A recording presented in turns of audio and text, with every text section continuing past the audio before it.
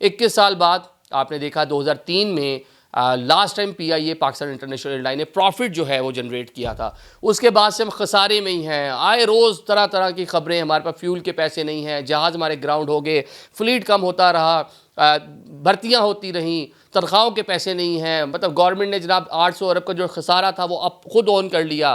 फिर निजकारी की बातें हो रही हैं, रोज़मर्रा होटल बेचने की बातें हो रही हैं। मतलब तरह तरह की बातें। पीआईए जब भी खबरों की जिन्नत बना है नेगेटिविटी ही थी।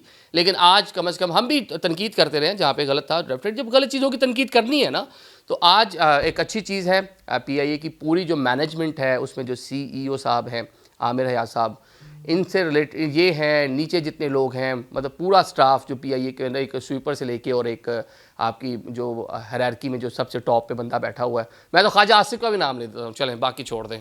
तो इन सब की ये कह लें कि इनकी काविश है, इनको क्रेडिट देना चाहिए कि बिला आखिर जनाब हमने कितना मुनाफा, जनाब 26 अरब रुपए का साल 2024 में मुनाफा हासिल कर लिया।